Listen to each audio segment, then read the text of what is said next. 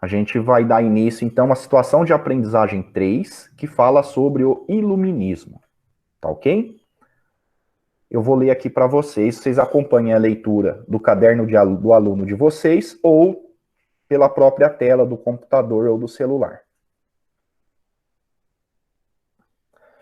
Vamos estudar aqui alguns dos aspectos do iluminismo, um movimento intelectual que se iniciou na Europa dos séculos 17 e 18 e continua servindo como base política para instituições representativas dos dias atuais. Bom, então, o iluminismo é um movimento que ocorreu lá nesse período, entre o 17 e o 18, e que influencia no nosso dia a dia até hoje, tá? Não adianta você ficar decorando o que aconteceu no passado e não saber utilizar isso contextualizado com o nosso presente. A história serve para isso, as nossas habilidades são para isso, tá? Então vamos fazer juntos. Quem não estiver acompanhando aqui ao vivo, além dos alunos que estão aqui, assim que eu der um tempinho, vocês pausem o vídeo e façam o que eu pedi, tá? Depois despausa o vídeo, porque na hora de eu colocar esse vídeo no grupo, eu edito, né? E eu retiro esse tempo que eu dei para o aluno pensar ao vivo, tá? Então vamos lá. Atividade 1, 1.1.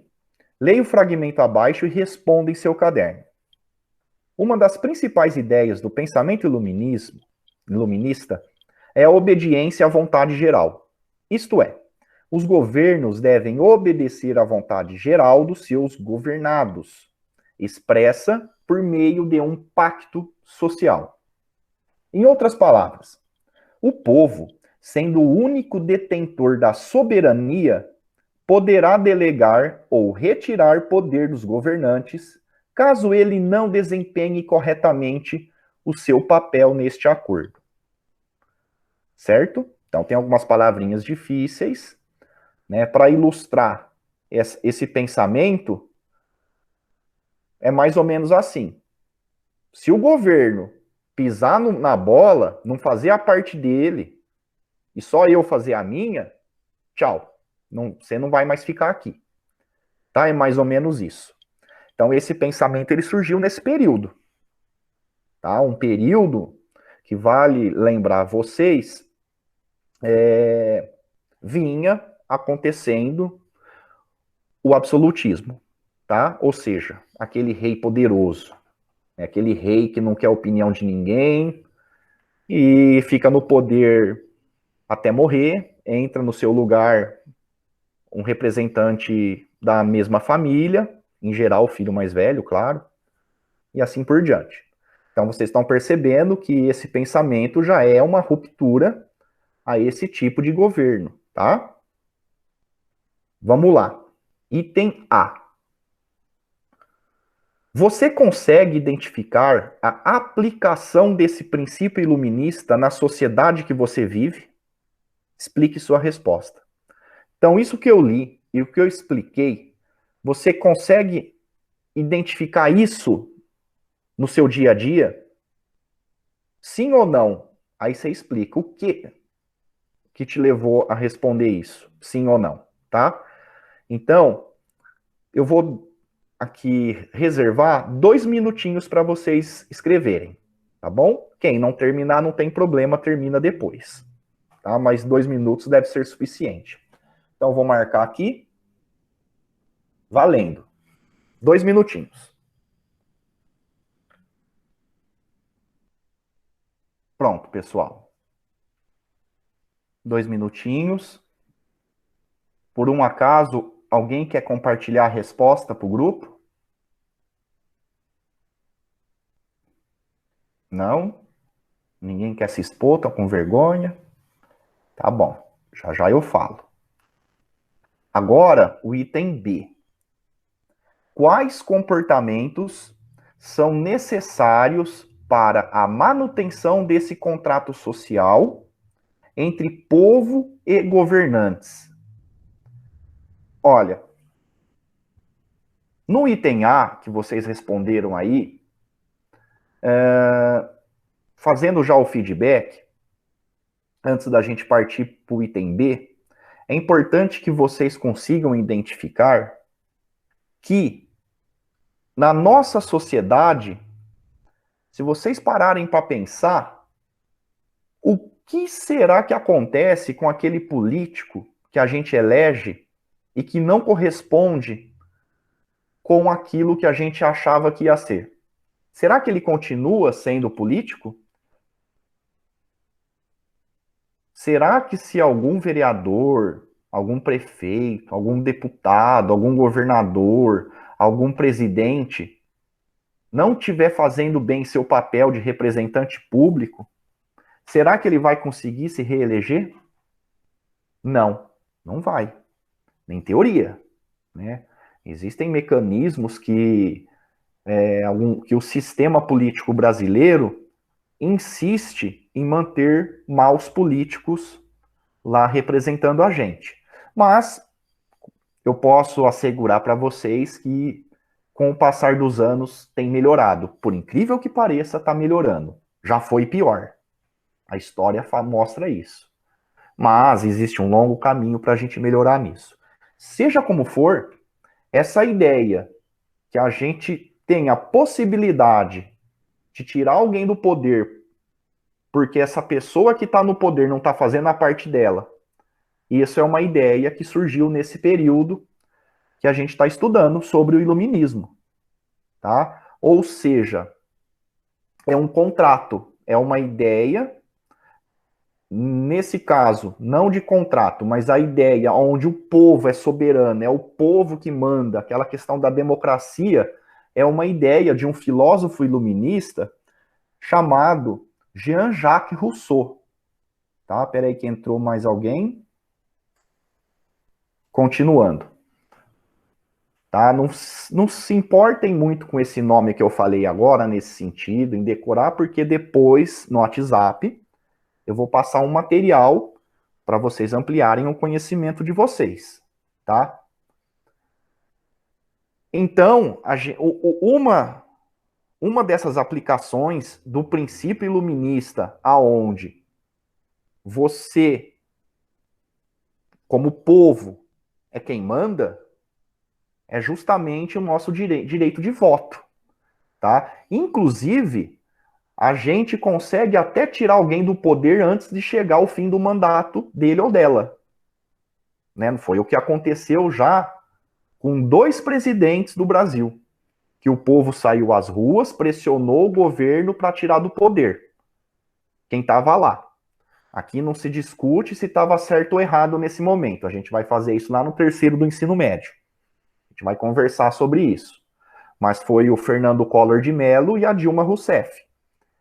Eles sofreram impeachments, né? Cada um teve um processo diferente do outro.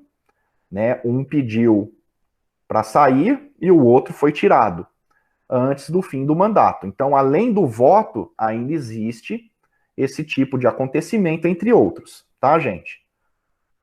E agora imagina se isso era possível na época do absolutismo monárquico. De jeito nenhum. Se você questionasse o rei, você perdia a tua cabeça facinho. Né? Não tinha como, né? Hoje, o máximo que pode acontecer é você sofrer uma perseguiçãozinha aqui e outra ali, né? Porque existem muitos poderes antagônicos que são diferentes, que estão sempre em disputa por poder. Né? Se você for uma pessoa influente, poderosa, e de repente faz uma crítica a um grupo que não concorda com você, acaba surgindo algumas rusgas, né? Algumas briguinhas. Mas, em teoria, nós temos a justiça que também, por ser leis, emana do povo, né? Então, é a ideia democrática, republicana, em geral democrática, tá?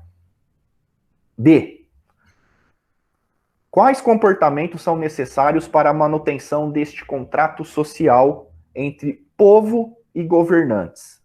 Então, 2 minutinhos para vocês responderem, tá?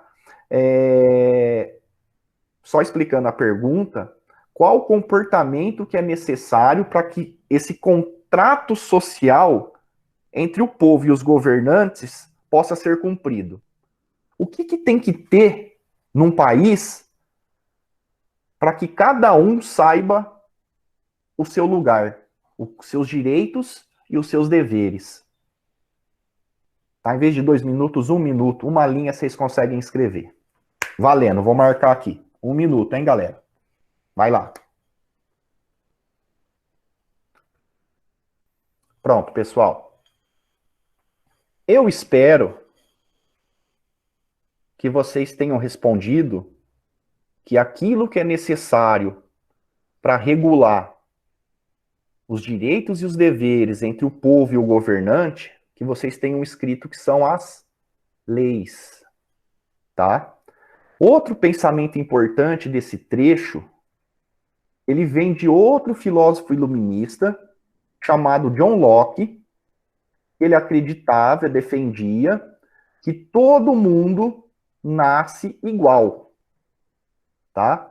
E tem uma relação direta com outro filósofo iluminista, o Barão de Montesquieu, que para ele, que ele dizia lá no livro que ele escreveu, chamado O Espírito das Leis, que a liberdade é o direito de fazer tudo que as leis permitem. Ou seja, você é livre. Que nem o John Locke falava, você é livre, beleza. Só que o que limita essa sua liberdade? As leis.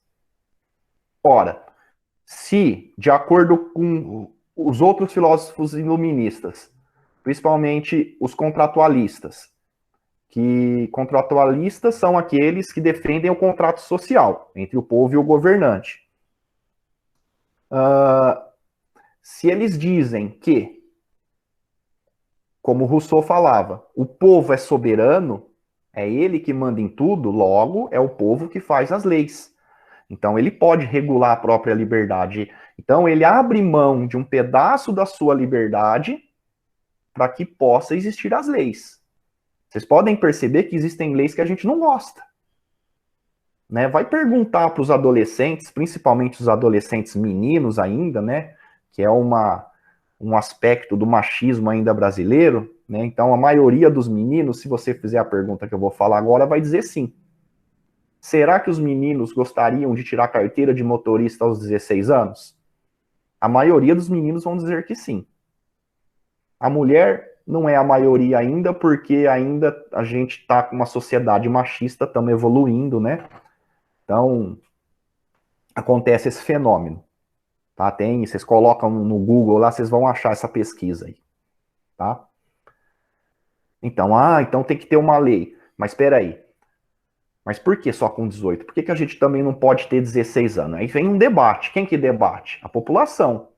Não é todo mundo que pode, por exemplo, chegar lá e fazer uma lei. A gente tem os nossos representantes para isso. Mas os nossos representantes só estão lá graças ao nosso voto. Seja ele em um ou outro, né? Seja ele que eles chamam perdido ou não, né? Porque não é um termo correto falar que perdeu o voto, mas tem gente que vota num determinado candidato, o candidato perde, né? Então acha que perdeu o voto. Não, não existe isso. O voto está ganho. Se outro representante que não representa as suas ideias ganhou a eleição, você tem esse direito. Por outro lado, você vai acabar ficando à mercê de uma coisa que você não gosta, de uma coisa que você não defende.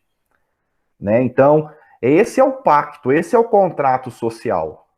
Tá? Eu tenho, é mais ou menos assim, eu tenho que me ferrar um pouco para tudo dar certo. Certo? Eu espero que eu tenha sido bem simples e didático nessa explicação.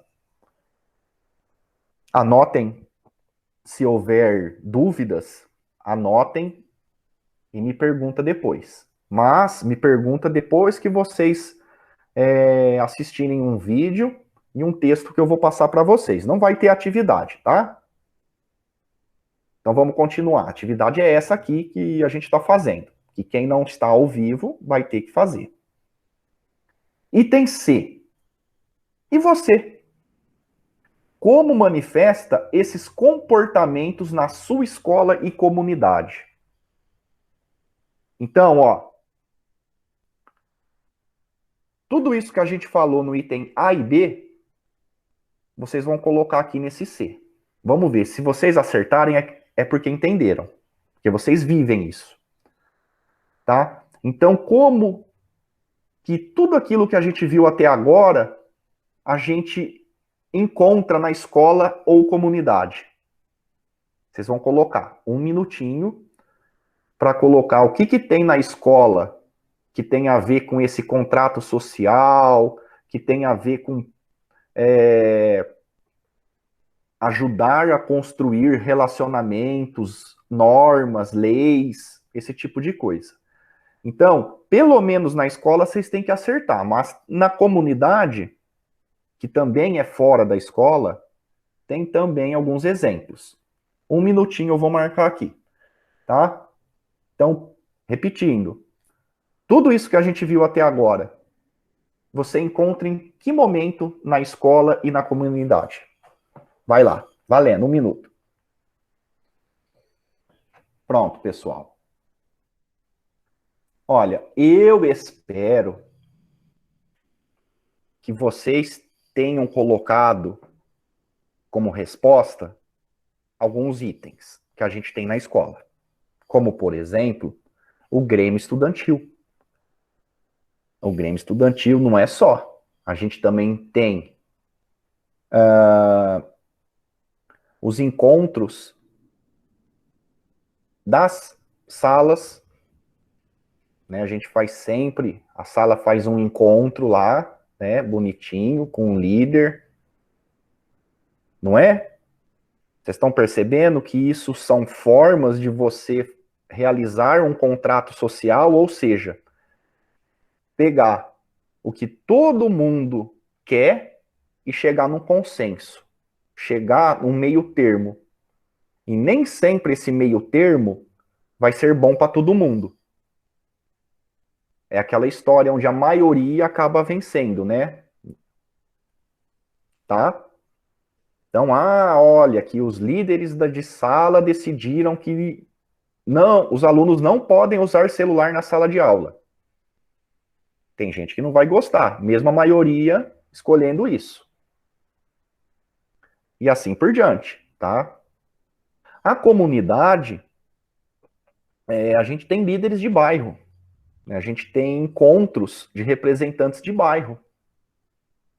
Isso acontecia, ainda costuma acontecer. Já teve um momento que teve mais isso. Mas ainda sempre tem um líder lá do bairro, ou líderes, né? Não é só um, que acaba levando as demandas daquela comunidade lá para a prefeitura. Fala, ó, tá precisando disso, tá precisando daquilo, coisa e tal. Né, as comunidades virtuais, como os grupos de Facebook, de WhatsApp, também são locais que você pode encontrar esse tipo de pensamento iluminista, onde as pessoas dão opinião e alguém, de repente, pode resolver ajudar e levar essas demandas para as autoridades. Né? Nós temos as cooperativas também, né? Tem vários tipos de cooperativa, tá, gente? Tá, então é isso que eu gostaria de conversar para vocês, como que esse comecinho, para a gente poder entender esse pensamento iluminista, como que ele está presente até hoje na nossa sociedade. E que isso não foi uma construção de uma hora para outra, isso demorou muito, ainda existem muitos desafios que a gente tem que superar, e a gente está caminhando, ok? Tá bom, então, vamos para a atividade 2. Leia o fragmento abaixo e responda em seu caderno. Luís XIV da França nasceu em 1638 e morreu em 1715, é considerado por muitos estudiosos como uma das principais referências de monarca absolutista. A ele atribui-se a frase L'État c'est moi, o que significa o Estado sou eu, indicando que ele personificava todo o poder político na França. Então o cara falava, o Estado sou eu. Lembrando que Estado com letra maiúscula, a gente pode, grosso modo, substituir por governo. tá? Então, eu mando nesse trem aqui, ninguém tasca e nem petisca. É eu que mando e ponto final, tá? Então, Luís XIV, o símbolo do absolutismo na França, né? O Rei Sol, que também, como vocês já aprenderam, tinha a teoria do direito divino, né? Então, com base nesse fragmento de texto, a gente vai responder a B e a C. A gente tem 10 minutinhos até terminar a aula. Então vamos lá. A. Ao se declarar ser o próprio Estado, Luís XIV manifesta com clareza a ideia da concentração do poder político em um dos princípios do absolutismo. Construa com suas palavras uma definição para essa ideia. Ou seja, com suas palavras, vocês vão falar o que é essa concentração do poder político. Tá bom? Um minutinho, vou marcar aqui. Valendo. Gente, com suas palavras. Então é uma linha ou duas no máximo. Vamos lá.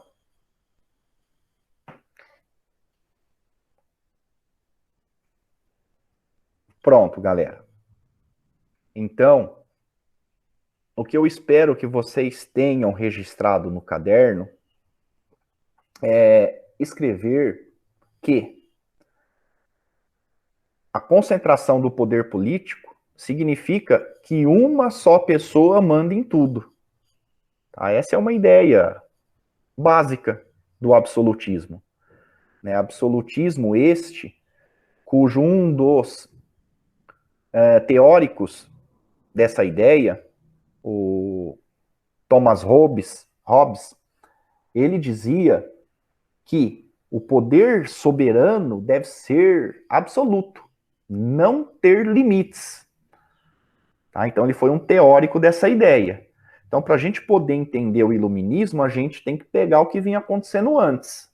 Antes não, antes e durante, aliás. Tá? Ou seja, aquele poder absoluto dos reis. Tá? Ou seja, mandava em tudo, fazia o que queria, quando, onde e como. Tá? Aí vamos para B. Depois desse esquenta, vocês vão pensar um pouquinho mais nessa. Alguns teóricos do iluminismo se destacaram pela defesa da fragmentação do poder político. Então, fragmentação é divisão em vários pedaços, tá? Reflita, né, pense e descreva quais são os benefícios dessa proposta de dividir as atribuições do Estado, né, do governo, para várias esferas de poder. Então, qual que é essa pergunta? Ele quer saber, na sua opinião, quais seriam os benefícios se a gente, ao invés de dar o poder para uma pessoa só, dividir esse poder? Quais seriam os benefícios? Um minutinho para escrever. Valendo. Pronto, pessoal. Bom, eu espero que vocês tenham respondido que, ao dividir o poder, a possibilidade de uma pessoa fazer tudo o que quer diminui. Eu falo a possibilidade, né? Porque existem formas disso não acontecer. Existiram e pode existir hoje.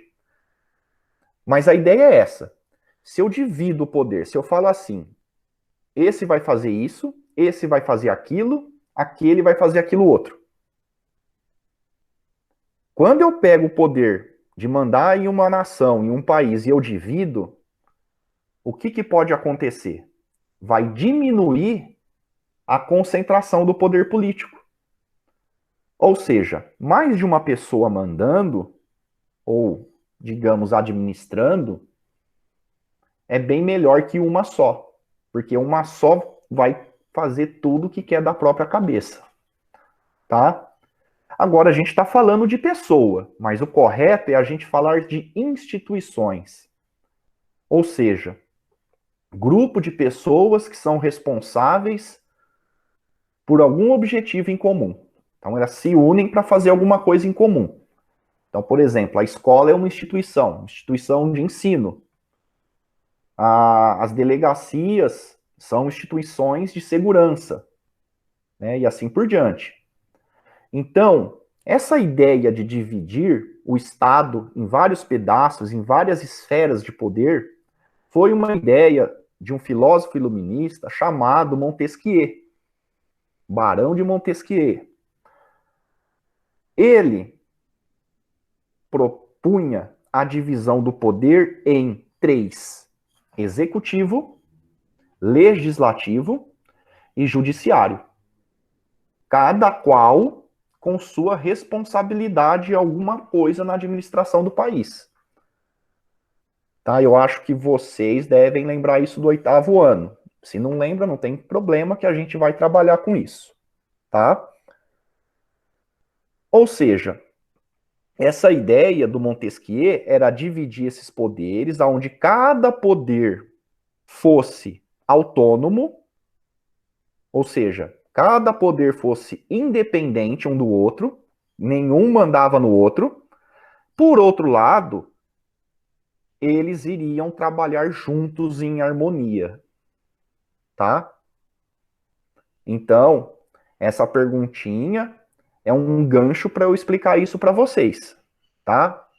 Por exemplo, a gente tem isso no Brasil. Na grande maioria dos países democráticos e republicanos, ou só democráticos, a gente encontra essa divisão de poder, tá? Com algumas especificidades próprias de cada nação, tá? E isso a gente vem para o item C, para trazer essa ideia para o nosso cotidiano, tá? Vou ler aqui para vocês, então, o item C. Você consegue observar a teoria iluminista de divisão dos poderes aplicada na sua cidade, estado e país? Vocês conseguem? Você acha que esse arranjo é o mais adequado para esses espaços? Justifique. Tá? Então, gente, olha. Esse item C vai ficar para vocês fazerem depois e me mandar junto com as outras que nós já fizemos aqui, tá? Eu vou colocar lá no WhatsApp o roteiro para vocês fazerem, tá? As atividades seriam essas que a gente fez junto hoje, né? Então, quem não assistiu ao vivo depois tem que fazer e me mandar. E tem aqui embaixo, que eu vou passar para vocês explicando direitinho, essa atividade. Mas essa atividade, ela só pode ser feita depois que vocês assistirem um vídeo e lerem um texto que eu vou passar, tá? Então, aquelas coisas de sempre, né? Não é bastante coisa, é dentro daquilo que a gente teria de 2 aulas por semana, tá joia? Então, repetindo, esse item C aqui, que eu acabei de falar com vocês que vão responder, tá? Será que você consegue enxergar essa divisão do poder na sua cidade? No seu país? Você acha que isso é bom? Vocês já devem ter, quem assiste jornal, ou lê o jornal, né, deve estar vendo aí essa briga política que acontece com o Supremo Tribunal Federal, com o presidente da República, com os deputados. Ó, o presidente é o executivo. Os deputados, os senadores, é o legislativo. Isso tudo a nível federal, eu tô falando, tá? E o Supremo Tribunal Federal é o judiciário. São as instâncias máximas do executivo, legislativo e judiciário no âmbito nacional, federal. A gente tem essa mesma organização para o Estado, né? No nosso caso, o Estado de São Paulo. Nós temos também essa mesma organização a nível municipal, tá? Né? Onde o prefeito, ele é o executivo na cidade, os vereadores é o legislativo e os juízes, o judiciário, tá? Então, o que era para vocês fazerem de tarefa, eu acabei dando a resposta, né? Mas tudo bem, tá valendo, me empolguei. Seja como for, repetindo, Daqui a pouquinho eu passo o vídeo, passo as atividades que vocês têm que fazer ainda, tudo organizadinho no WhatsApp, tá bom? Eu agradeço a presença de vocês, não esqueçam que semana que vem temos simulado, né, a prova, né, não é difícil, espero que vocês tenham entendido nossas aulas, senão aquele cara ali pega o 6, hein, e usa o poder da força, tá? Então, uma boa tarde, obrigado, tchau. Qualquer dúvida, já sabe, manda lá no WhatsApp que eu respondo. Um abraço. Tchau, tchau.